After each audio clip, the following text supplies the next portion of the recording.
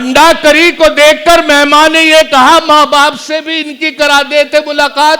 झंझट ये बोले, इनके तो माँ बाप नहीं है, फिलहाल इन यतीम के ही सर पे रख दो हाथ। क्या कहने सज्जाद साहब, क्या कहने। जोरदार तालियां सज्जाद साहब के लिए।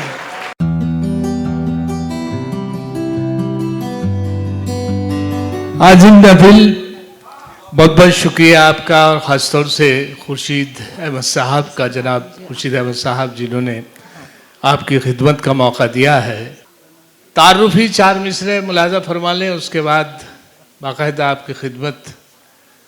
क्या आप लोगों को शायद मौतबर दिखने लगूं, आप लोगों को शायद मौतबर दिखने लगूं, ये भी हो सकता है अच्छे रेट में बिकने लगूं। ये भी हो सकता है अच्छे रेट में बिकने लगूं, और सिर्फ झंझट नाम से इज्जत नहीं मिल पाएगी। सोचता हूं मैं भी खुद को डॉक्टर लिखने लगूं। क्या कहने। सोचता हूं, अच्छा एक पाबंदी लगी हुई है शायरों को कम पढ़ने की, और ख़ास तौर से, लेकिन शायर का मामला ये है कि एक बार अगर माइक पे आ जाए फिर माइक जाने और वो जाने, कितना ही कहते रहो आप। सही, और कुछ दिखता ही नहीं है। एक आलमी मुशायरे में बिल्कुल ऐसे ही हुआ। एक शायर को मदऊ किया और वो आए, और उनको ये पाबंदी, लंबी फहरिस्त थी कि साहब आप मुख्तसर पढ़ेंगे ताकि सब लोग पढ़ लें, लेकिन वो नहीं हटे। तो पीछे से, बिल्कुल सच्ची बात बता रहा हूँ, ये आलमी मुशायरे की बात है। कमेंट्स आप लोगों में से आया, बहुत अच्छा कमेंट्स था, तो उसे मैंने 4 मिसरों में कोशिश की है, मुलाजा फरमाए। एक शायर बाहर से आया मुल्क हिंदुस्तान में, एक शायर बाहर से आया मुल्क हिंदुस्तान में, एक छेड़ी नज्म लंबी उसने लंबी तान में। आपका इशारा मेरी तरफ तो नहीं है? अभी नहीं है, अभी एक शायर बाहर से आया मुल्क हिंदुस्तान में, एक छेड़ी नज्म लंबी उसने लंबी तान में। 1 घंटे बाद ये पंडाल से आई सदा, खत्म ना हो जाए वीजा ये भी रखना ध्यान में। मैं भी 6 महीने का वीजा लेके आई हूँ, चिंता मत करिए।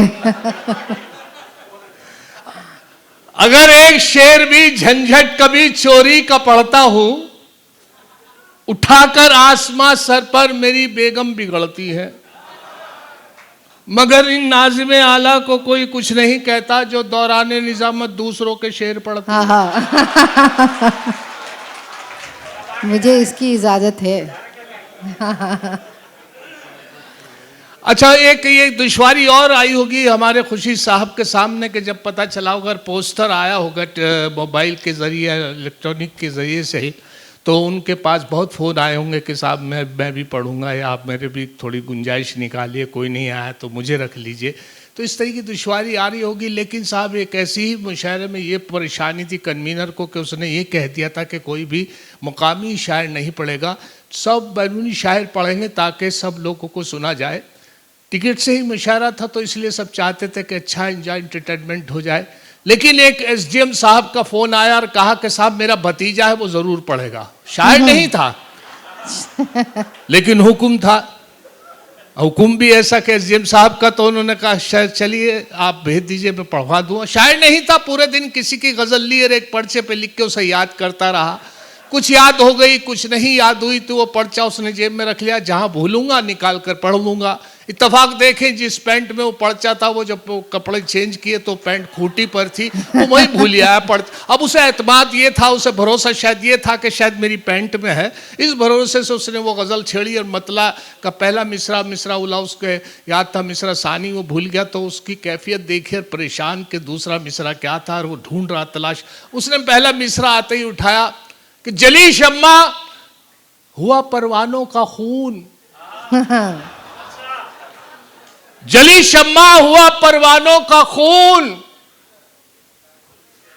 जली शम्मा हुआ परवानों का खून, जली शम्मा हुआ परवानों का खून, इन्ना लिल्लाहि व इन्ना इलैहि राजिऊन। क्या बात।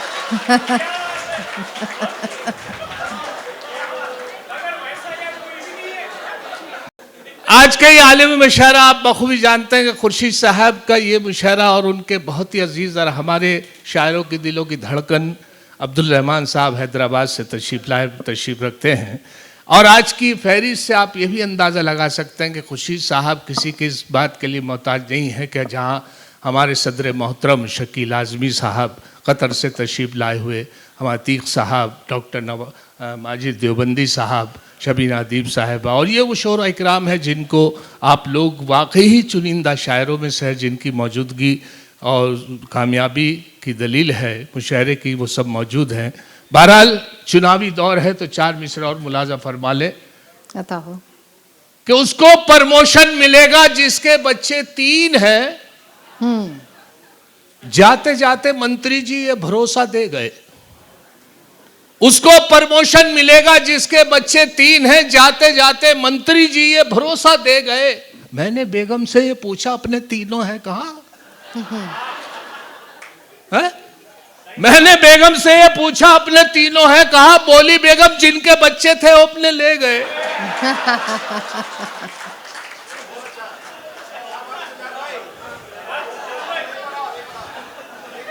उसको प्रमोशन मिलेगा जिसके बच्चे 3 हैं, जाते जाते मंत्री जी ये भरोसा दे गए। मैंने बेगम से ये पूछा अपने तीनों हैं कहाँ? बोली बेगम ले गए। और ये भी देखें कि एक बहुत पुरानी कहावत है, आप लोगों ने रोजमर्रा की जबान में हमारे यहाँ इस्तेमाल होती है, शायद आप बखूबी जानते हैं कि 100 सुनार की 1 लोहार की। माशाल्लाह। अब 3 मिसरे लगे हैं, इसमें देखिए क्या बनता है। 100 सुनार की 1 लोहार की औलाद 101 थी जो 1 लोहार की औलाद 101 थी जो 1 लोहार की। बीवी से बोले ये मेरी दौलत है प्यार की। बीवी से ये बोले कि बीवी से बोले ये मेरी दौलत है प्यार की। बीवी का था जवाब अजी रहने दो मियां, इनमें है 100 सुनार की बस 1 लोहार की। क्या बात है। अच्छा, जहां जाता हूं कोई ना कोई झंझट हो जाता है। झंझट ये हुआ कि साहब मेरा बड़ा तवील सफर रहा, तकरीबन 1500 किलोमीटर का सफर। जहाज में तो मैं अब करता नहीं हूं सफर, आप नाम का असर है। भाई ट्रेन मेरे सफर रहा, चलती रही ट्रेन में, अभी बैठ रहा, चलती रही, पूछता रहा पटना। खैर साहब वो पटना भी आया, फिर भी मैंने मुझे जैसा बताया कि साहब पूछ के फिर भी कंफर्म कर लेना चाहिए। तो मैंने एक मोहतरमा से इत्तेफाक से वही मुझे सामने दिखी, तो उनसे पूछा कि मैं सही जगह उतर गया हूँ कि नहीं। तो वहाँ से बिल्कुल ताज़ा कल ही मिसरे हुए हैं, 4 मिसरे मुलाजा फरमाए कि मैं क्या बताऊँ झंझट। जब रेल से मैं उतरा, एक महाजबी से मिलकर ऐसी घटिया घटना। मैं क्या बताऊं झंझट। जब रेल से मैं उतरा, एक महाजबी से मिलकर ऐसी घटी है घटना। जूते से उसने मेरी कर डाली ताजपोशी। पूछा था मैंने इतना मैडम यही है पटना। क्या कहने। अच्छा, इसमें यह है कि साहब मेरे एक बहुत अजीज दोस्त हैं, वो फारिग हो गए, मुफ्ती की डिग्री देवबंद से, रुड़की करीब है, तो देवबंद से मुफ्ती की डिग्री लेके फारिग होके आए। तो मेरे बहुत दिमाग से बहुत दिनों में एक मसला था, वो मसला मैं हल करना चाहता। तो मेरे दोस्त थे, मैंने कहा इनसे मैं पूछ लूँ। तो मैंने पूछा हजरत एक बात बता दीजिए कि पूछिए। मैंने कहा अगर आदमी पूरी वजू से हो और बाजार से गुजर रहा हो और किसी गैर महरम के हाथ लग जाए तो क्या वजू टूट जाएगी? वो बोले वजू हाथ पैर टूट जाएंगे।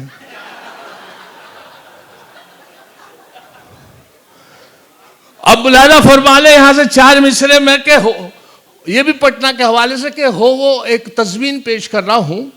कैफ भोपाली साहब का एक मिसरा और 3 मिसरे मेरे कि हो वो अंगूर की या और कोई मस्ती हो। हो वो अंगूर की या और कोई मस्ती हो, या और कोई मस्ती हो, पीछे क्यों पड़ गए आखिर ये जमाने वाले। मैं कदे बंद करो शौक से, लेकिन यारो शहर में कम नहीं आंखों से पिलाने वाले। आहा, क्या बात, क्या बात, क्या बात।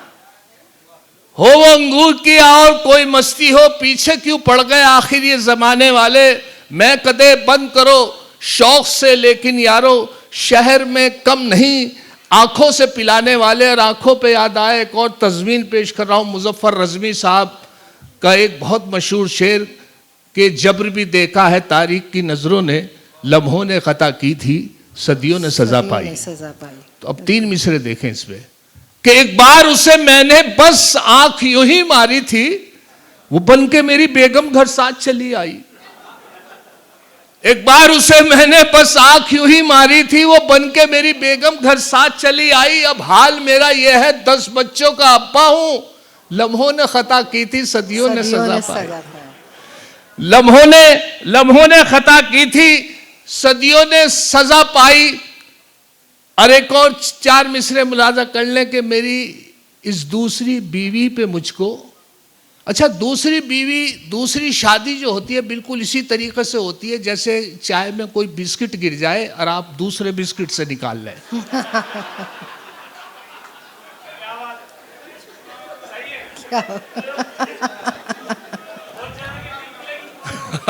पता चला दूसरी से भी हाथ धो दिया। मेरी इस दूसरी बीवी पे मुझको हिदायत एक रिश्तेदार की है। परेशान क्यों हो, मत घबराओ झंझट, शरीयत में इजाजत 4 की है।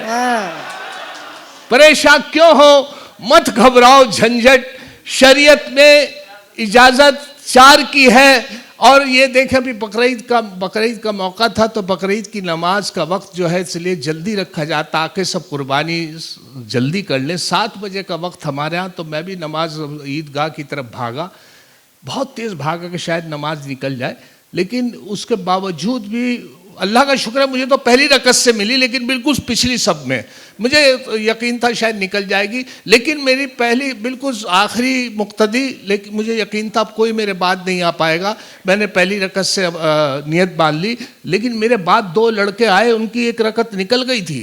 1 रकत निकल गई तो उन्होंने खैर उस दूसरी रकत से ही नमाज में नियत बांध ली। हुआ ये कि साहब जब बिल्कुल मुकम्मल हो गई नमाज, उनकी 1 रकत निकल गई थी दोनों की। अब वो जब साहब वो रुकू हुआ, सजदा हुआ, कायम हुआ और सलाम फेरा गया, दोनों तरफ सलाम फेर के जब वो गुफ्तगू कर रहे थे कुछ, तो मैंने भी सुनी, तो दूसरा एक से कह रहा था, देखा अगर वजू के चक्कर में रहता तो नमाज निकल गई थी।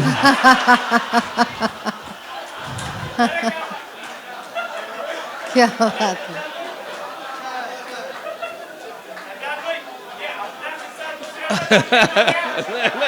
लग रहा है बिल्कुल अपना किस्सा। अच्छा 4 मिसरे और मुलाजा फरमा ले कि दाढ़ी, अब्दुर्रहमान साहब, कि दाढ़ी अगर नहीं है मुसलमान तो है वो, दाढ़ी अगर नहीं है मुसलमान तो है वो, तबलीग के जलसों में भी जाता जरूर है, पढ़ता नहीं नमाज कभी वो तो क्या हुआ, लेकिन जुमे के रोज नहाता जरूर है। दाढ़ी अगर नहीं है मुसलमान तो है वो, तबलीग के जलसों में भी जाता जरूर है, पढ़ता नहीं नमाज कभी वो तो क्या हुआ, लेकिन जुमे के रोज नहाता जरूर है। लॉकडाउन में मेरे साथ जो ट्रेजेडी हुई है वो ये हुई है कि थे नहीं हालात बेहतर, था परेशान हाल में, दूसरा साला भी मेरे घर में रहने आ गया। मैंने बेगम से ये कहा भाई को रुखसत कीजिए, पूरे महीने की तनख्वाह 15 दिन में खा गया। उस पे बेगम ने कहा बाजार से कुछ ले आइए, और मैं बाजार से जाके ई रिक्शा लेकर आ गया। और बाजार से मैं ई रिक्शा लेकर आ गया, और ये भी देखें कि साहब उसमें ये हुआ कि साहब मैं क्या करता कि मेरे पास तो कुछ था नहीं, बाहर पुलिस का पहरा था, लॉकडाउन में सब जो खातिर तवाज़े मेहमान की हो सकती है, चिकन मटन ये सब बंद था, तो वही दालों से मैं खिदमत करता रहा, और साले की भी वही खिदमत करता रहा, वही सुबह उस मूंग की दाल की खिचड़ी, वही फिर उड़द की दाल दोपहर को, फिर वो शाम को मसरी की दाल, फिर वो लौ की दाल, फिर वो तोरी दाल, वो दालों से मैं उसकी खिदमत करता रहा। 15 दिन तक वो घर में रुके, और 15 दिन बाद हुआ ये कि साहब हमारे यहाँ कलियर शरीफ एक मज़ार है, 12 रबीउल अव्वल का मेला भरता है, तो चांद की तारीख का अंदाज़ा नहीं हो रहा था कि क्या तारीख है। हम कोई 9 कह रहा था, वालिद साहब 8 कह रहे थे, बड़े भाई 10 कह रहे थे। हमने उन्हीं मेहमान से पूछा, मैं हजरत आज आप बताइए कि चांद की क्या तारीख है। कहने लगे चांद का तो पता नहीं, हाँ दाल की 14 है।